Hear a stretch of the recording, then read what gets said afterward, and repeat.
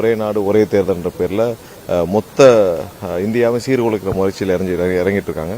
இதுவரை இருந்த நடைமுறை மக்களுக்கு ஒரு தெளிவான, ஏன்னா ஒரே நாளில் ஒரே தேர்தல் ஒரே மாதிரியான தேர்தல் நடந்தால் ஏதாவது ஒரு குளறுபடிகள் நடந்தாலும் மக்களுக்கு ஒரு தெளிவுகள் வேணும். எல்லா இடத்துலையும் ஒவ்வொரு காலகட்டத்திலையும் மக்களுக்கு ஒரு தெளிவான வாக்குப்பதிவுகள் செய்ய வேண்டும்.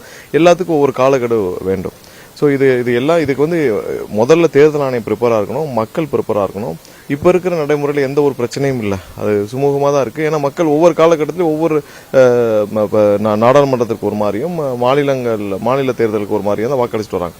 ஸோ இதை காரணம் காட்டி இன்னைக்கு தொகுதி மறுசீரமைப்பு செய்கிறேன்னு சொல்லி முதல் படியே எடுத்து வச்சிருக்காங்க.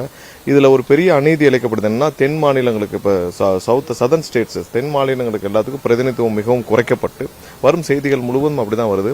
ஏன்னா அவங்களுக்கு எப்பயுமே பாரதிய ஜனதா கட்சிக்கு தென் மாநிலங்களில் தமிழ்நாடு, கேரளா, ஆந்திரா ஆகிய மாநிலங்களில் எப்போயுமே அவங்களுக்கு அதிகப்படியாக மக்கள் ஆதரவு கிடையாது. 1% 2% இருக்கிற கட்சி தான்.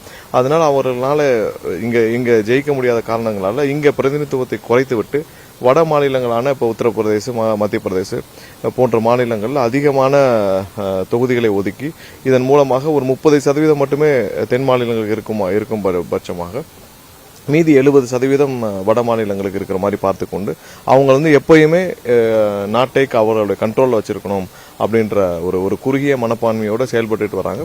இது கடுமையான கண்டனத்துக்குரியது. இது கடுமையாக நாங்கள் எதிர்க்கிறோம். இந்த மசோதா கண்டிப்பாக பாஸ் ஆகக்கூடாது. இது ஒரு வரலாற்று பிழையாக இருக்கும். ஒரு ஒட்டுமொத்த இந்தியாவிற்கே ஒரு பெரிய அளவில் ஒரு துரோகம் செய்யும் செயலாக இருக்கும். கண்டிப்பாக இந்த மசோதா பாஸ் ஆகக்கூடாது. இதில் தொகுதி மறுசீரமைப்பை ஒவ்வொரு இடத்துல எப்படி தேவையோ அது மாதிரியான ஒரு ப்ராப்பர் ஃபார்முலா வச்சு பண்ணணும். ஏன்னா எங்க மக்கள் தொகை எப்படி இருக்குன்னு அவங்களுக்கு இஷ்டத்திற்கு அவங்களுக்கு எங்க தேவையோ அங்கே ஏற்றுக்கொள்வதும் மற்ற இடத்துல சுருக்குவதும் அது ஒட்டுமொத்த இந்திய மக்களுக்கு இதுவரை எந்தவித பாகுபாடும் இல்லாமல் வாழ்ந்துட்டு வர இந்திய மக்களுக்கு ஒரு மிகப்பெரிய ஒரு பாகுபாடை விளைக்கும் ஒரு அநீதியாக இருக்கும். கண்டிப்பாக இதற்கு நாங்கள் கடுமையாக எங்களுடைய கண்டனத்தை தெரிவித்துக் கொள்கிறோம்.